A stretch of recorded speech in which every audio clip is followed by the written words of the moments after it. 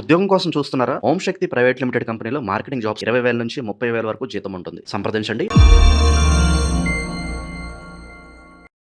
ప్రస్తుతం మనతో పాటు ప్రముఖ ఆధ్యాత్మికవేత్త, జ్యోతిష్య వాస్తు పండితులు, లలితాదేవి ఉపాసకులు బ్రహ్మశ్రీ నానాజీ పట్నాయక్ గారు ఉన్నారు. గురుగారితో మాట్లాడుతారు. నమస్తే గురుగారు. శ్రీమాత్రే నమః. గురుగారు, మిథున్ రాశి వాళ్ళకి ఈ ఆగస్ట్ మాసం ఎలాంటి శుభవార్తలు ఉన్నాయి? ఏ విషయాల్లో వీళ్ళు ఎక్కువ జాగ్రత్తలు తీసుకోవాలంటారు? మిథునం వారు కనుక చూసుకుంటే ప్రస్తుతం వీళ్ళకి లగ్నంలో బుధుడు ఉంటూ, ఈ బుధుడు 5వ తేదీ నుంచి 2వ స్థానంలోకి మారిపోతాడు. సో 2వ భావంలో ఒక 3 గ్రహాలు ఉండడం ఒక రకంగా పొటెన్షియల్ పెరుగుతుంది అక్కడ 2వ స్థానం. అండ్ లగ్నంలో కుజుడు వస్తున్నాడు, 3లో కేతువు 15-16 తేదీ నుంచి రవి కేతువుతో కలుస్తాడు. అండ్ మెయిన్గా వీళ్ళకి 4వ స్థానంలో వ్యయాధిపతి పంచమాధిపతి శుక్రుడు నీచ, భాగ్యంలో రాహు, దశమంలో వక్రించిన శని, ఇక చంద్రుడు 12 రాశులు తిరుగుతుంటాడు. అయితే ఈ యొక్క గ్రహస్థితిని అనుసరించి వీరికి గోచార బలం ఎలా ఉంది, ఏ విషయాల్లో అనేటువంటి అంశాలు చెప్తుంది నేనైనప్పటికీ చెప్పిస్తుంది సాక్షాత్ లలితామ్మ వారిగా భావిస్తూ, ఆ లలితాంబిక అమ్మవారి యొక్క అనుగ్రహం పరిపూర్ణంగా కలగాలని మనస్ఫూర్తిగా కోరుకుంటూ, ఇక్కడ ఎప్పుడైతే ఈ రాశిలో బుధుడుంటూ కుజుడు వస్తున్నాడో, కొంచెం ఆల్రెడీ హెల్త్ ఇబ్బంది పడుతున్న వాళ్ళు ఫస్ట్ వీక్ కాస్త జాగ్రత్తగా ఉండాలండి. ఫస్ట్ వీక్ ఎందుకంటే ఇది బాడీ పెయిన్స్, లేకపోతే బ్యాక్ పెయిన్స్, స్ట్రెస్ అంటుంటాం సార్, ఇలాంటివి కొంచెం వీళ్ళకు ఉంది. ఫస్ట్ వీక్ పర్టికులర్గా ఒక 5వ తేదీ వరకు కొంచెం జాగ్రత్తగా ఉండాలి. 5వ తేదీ తర్వాత నార్మల్ అయిపోతుంది మళ్ళీ వీరికి. అయితే దీనికి మరి ఏమిటి పరిహారం? ఇప్పుడు ఒకటి చెప్పేసాం, దాని పరిహారం కూడా చెప్పాలి కదా.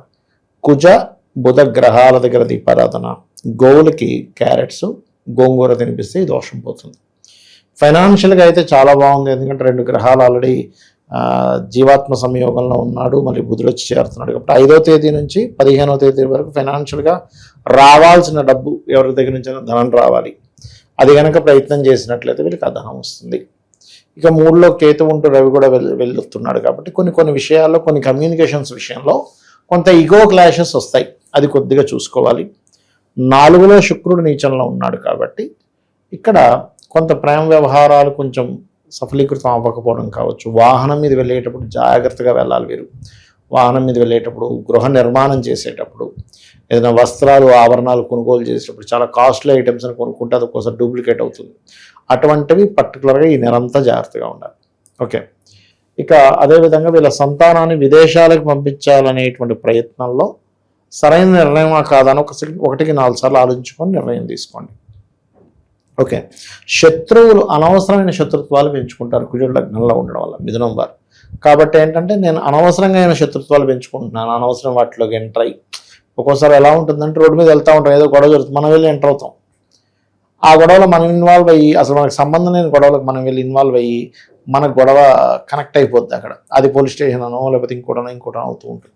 కాబట్టి ఇది మనకు అనవసరము, ఇది ఇంతవరకు వదిలేయడం కరెక్ట్ అనుకునే వదలడం కరెక్ట్. ఎందుకంటే మిథునం వారికి కుజుడు పూర్వజన్మ కర్మకారకుడు. సో పూర్వజన్మ కర్మకారక ప్లానెట్ కనుక యాక్టివ్ అయ్యి లగ్నంలోకి వచ్చినప్పుడు ఇటువంటివి ఇస్తూ ఉంటుంది. అంటే వీళ్ళ కర్మ ఏదో రూపంలో అనుభవించాలి కదా, ఆ రూపంలో ఇస్తూ ఉంటుంది. అందుకని ఇక వీళ్ళకి జీవిత భాగస్వామి కూడా ఫైనాన్షియల్ గ్రోత్ పెరుగుతుంది, వీరికి కూడా ఫైనాన్షియల్ గ్రోత్ అనేటువంటిది బాగా ఉంది ఈ నెల, ముఖ్యంగా 5 నుంచి 15వ తేదీ మధ్యలో. అదేవిధంగా కొంచెం అంటే ఉద్యోగంలో మార్పులు అయితే ఖచ్చితంగా చూపిస్తున్నాయి. అది కూడా కొంతమంది ఉద్యోగం చేస్తూ లేదు నేను హైయర్ ఎడ్యుకేషన్లో ఎంఎస్ చేయాలి, లేకపోతే ఇంకోటి ఏదో ఎడ్యుకేషన్ చేయాలి, ఈ ఉద్యోగం కదా, కొంతమంది బ్రేక్ ఇచ్చి మళ్ళీ పెద్ద ఉన్నత విద్యలు చదువుతారు. అటువంటివి ఎక్కువగా చూపిస్తున్నాయి ఇప్పుడు చెప్పాలంటే. ఇక వివాహ నిర్ణయాలు పర్టికులర్గా ఏంటంటే ఈ మాసంలో ఈ మౌఢ్యం ఉంది ఎలాగో 13వ తేదీ వరకు కూడా. మౌఢ్యమి తర్వాత కొంత వివాహ నిర్ణయాలు చేసుకోవడానికి అది బాగుందని చెప్పుకోవచ్చు. కుటుంబ సభ్యుల్లో లేదా బంధువర్గంలో అమ్మ తరపు బంధువర్గంలో వారితో, ఎవరితోనైనా తల్లి తరపు బంధువర్గం వారితో సంబంధాలు కనుక వెతుక్కున్నట్లయితే ఈ మాసంలో వీళ్ళకి చాలా అనుకూలంగా ఉంటుంది. వీరికి శత్రుత్వం పరిస్థితి ఏంటి గురుగారు? ఎవరితో ఎక్కువగా శత్రుత్వం ఏర్పడాలి? బంధువులతో కొంచెం శత్రుత్వాలు ఉన్నాయండి. బంధువులతో ఏదైనా ల్యాండ్ తీసుకునే విషయంలోని, ప్రేమించిన వారితో శత్రుత్వాలు అవడం. ఎందుకంటే ఇక్కడ స్నేహితులే శత్రువులు అయ్యే ఛాన్స్ ఎక్కువగా ఉంటుంది. ఇన్ని రోజులు ప్రేమగా ఉంటూ అసలు నువ్వంటే నాకు ఇష్టం అని విపరీతంగా ఇది ఉండే వాళ్ళే శత్రువులు అయ్యే ఛాన్సెస్ ఉన్నాయి ఈ టైంలో. ప్రజెంట్ ఉన్న గ్రహస్థితి బట్టి మరి వీళ్ళు ఎవరిని ఆరాధించాలి, ఎలాంటి పరిహారాలు చేస్తే బాగుంటుంది అంటారు? వీళ్ళు ఎక్కువగా లలిత చేసుకోవడం చాలా మంచిది. లలిత మరియు అదేవిధంగా నరసింహస్వామి యొక్క ఆరాధన, కరావలంబ స్తోత్రం చేసుకోవడం చాలా చాలా మంచిది వీరికి. ఏ క్షేత్రానికి వెళ్తూ ఉంటే బాగుంటుంది గురుగారు వీళ్ళు? వీరు ఎక్కువగా కాలరాత్రి కాళీ అమ్మవారు లేదా కాలభైరవుడి యొక్క ఆరాధన, దుర్గా క్షేత్రాలకు వెళ్తే మంచిది ఇప్పుడున్న కండిషన్లో. గురుగారు, ఆగస్టు 13 నుంచి మనకి శ్రావణ మాసం ఉంది. మరి ద్వాదశ రాశులందరికీ కూడా విశేషంగా అన్ని విధాలా కలిసి రావాలంటే ఎలాంటి పరిహారాలు చేసుకోవచ్చు అంటారు ఈ మాసంలో? శ్రావణ మాసంలో వెంకటేశ్వర స్వామి యొక్క ఆరాధన చేసుకోవడం చాలా మంచిది. వెంకటేశ్వర స్వామి సుప్రభాతంతో నిద్ర లేవడం, విష్ణు సహస్రనామాలు వినడం, వీళ్ళకి ఏమవుతుందంటే వెంకట అంటే పాపముని తీసేసేవాడు వెంకటేశ్వర స్వామి, ఈ కలియుగ దైవం. కాబట్టి వెంకటేశ్వర స్వామి ఆరాధన ఈ మాసం అంతా కూడా వీళ్ళు అంటే ఉదయం నిద్ర లేచిన వెంటనే కూడా కాస్త అంటే వీళ్ళు ఒక ఉపవాసంలాగా చేయాలనుకుంటే చేసుకోవచ్చు. అంటే ఒంటి పూట ఉండడం, ఇట్లా కొంచెం దీక్షలా తీసుకొని చేసుకుంటే చాలా మంచిది. శ్రావణ మాసంలో అన్ని రాసుల వారు కూడా తిరుపతికి వెళ్ళి వస్తే చాలా మంచిదండి. ఎందుకంటే కర్మస్థానంలో ఈ కాంబినేషన్ ఏర్పడుతుంది అమావాస్య తర్వాత చూసుకున్నట్లయితే. సో ఎప్పుడైతే శ్రవణ నక్షత్ర సంబంధంగా ఉండేదాన్ని పౌర్ణమి వచ్చేదాన్ని శ్రవణ మాసం ఎలా అంటారో, ఈ కర్మకారక రాశిలో శ్రవణ నక్షత్రం ఉంటుంది. ఈ కర్మ మనకు తగ్గాలి అంటే ముందుగా పూర్వజన్మ కర్మ దగ్ధం అవ్వాలి.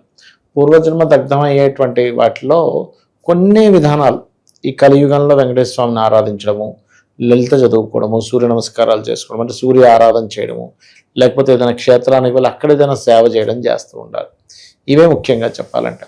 అయితే ఇది కేవలం చాలామంది ఏమనుకుంటారంటే శ్రవణ నక్షత్రం వాళ్ళకి మాత్రమే పనిచేస్తుంది అనుకుంటారు. అలా ఏం లేదు, అందరికీ కూడా ఈ యొక్క ఫలితం అనేటువంటిది వస్తుంది, అందులో ఎటువంటి సందేహం లేదు.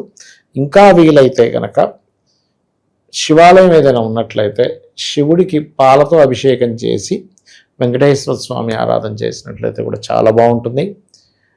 మనకి గోశాలకు వెళ్ళి గోవులకి బెల్లము పదార్థాన్ని తినిపించడము చాలా మంచి ఫలితాలు ఇస్తుంది శ్రావణ మాసంలో. అండ్ అదేవిధంగా మనకి సర్వసాధారణంగా ఏంటంటే తులసి మరియు పుష్పాలతో వెంకటేశ్వర స్వామిని అర్చిస్తే చాలా మంచిది ఈ మాసంలో. చాలామంది ఏం చేస్తుంటారంటే ఈ శ్రావణ మాసంలో వెంకటేశ్వర స్వామి యొక్క ఆరాధనతో పాటు ఈ 30 రోజులు కూడా తులసి మొక్క దగ్గర దీపారాధన చేస్తారు. దీనివల్ల కలిగే ఫలితాలు ఏంటంటే రోగ భయము నశిస్తుంది. శ్రావణ మాసంలో ఇంకా చెప్పాలంటే నదిలో దీపాలు వదలడం మంచిది. మరియు అదేవిధంగా బియ్యపు పిండి ఉంటుంది, బియ్యపు పిండితో ఒత్తులు అంటే బియ్యపు పిండితో మన కుందుల్లా తయారు చేసి వాటిలో దీపాలు పెడతారు శ్రావణ మాసంలో ప్రత్యేకంగా. అవి కూడా చాలా మంచి ఫలితాలు ఇస్తుంది. అందులో కొంతమంది నెయ్యిని వేసి నెయ్యితో దీపం పెట్టడం చేసినప్పుడు ఏమవుతుందంటే శ్రావణ మాసంలో చేసే ఈ కార్యక్రమం వల్ల ఉద్యోగ సంబంధించిన విషయంలో కొత్త ఉద్యోగ అవకాశాలు వస్తాయి నెయ్యితో దీపం పెట్టడం వల్ల అని చెప్పి అంటూ ఉంటారు. ఒకవేళ ఉద్యోగంలో చాలా ఇబ్బంది ఉందనుకునేటువంటి వారు ఓం మాణిక్య మకుటాకార జానుద్వై విరాజితాయ నమః, మళ్ళీ ఓం నమో వెంకటేశాయ్ ఇది కలుపుకొని చేసుకుంటే ఇంకా బాగుంటుంది. మంచి విశ్లేషణ అందించారు, ధన్యవాదాలు. శ్రీమాత్రేయ నమః.